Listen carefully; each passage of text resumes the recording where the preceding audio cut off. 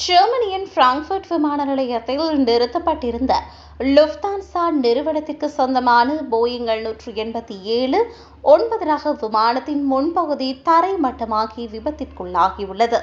விமானத்தின் முன்பக்க இறங்கும் சக்கர அமைப்பு திடீரென உடைந்ததால் இந்த விபத்து நேர்ந்துள்ளது.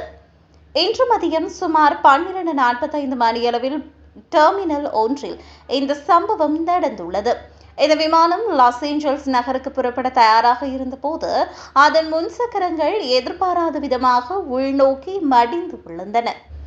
இந்த விபத்தின் போது அதிர்ஷ்டவசமாக பயணிகள் யாரும் விமானத்தில் ஏறவில்லை. இருப்பினும் விமான ஊழியர்களும் தரை கட்டுப்பாட்டு ஊழியர்களும் உள்ளே இருந்தனர்.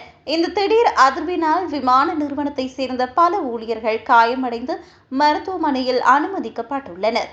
சமூக வலைதளங்களில் பரவி வரும் வீடியோக்களில் ஜெட் பாலம் இணைக்கப்பட்டிருந்த நிலையில் விமானத்தின் முன்பகுதி திடீரென கீழ் நோக்கி இறங்குவது தெளிவாக தெரிகிறது.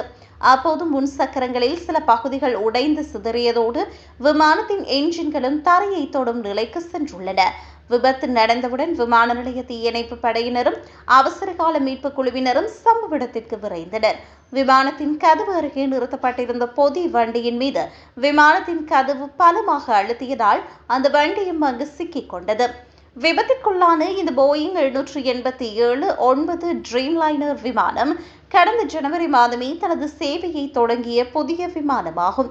இந்த விபத்து குறித்து விசாரணை நடத்த லுஃப்தான்சா நிறுவனம் அவசரகால குழுவை அமைத்துள்ளதுடன் விபத்திற்கான துல்லியமான காரணம் குறித்து தீவிர விசாரணைகளை மேற்கொண்டு வருகிறது.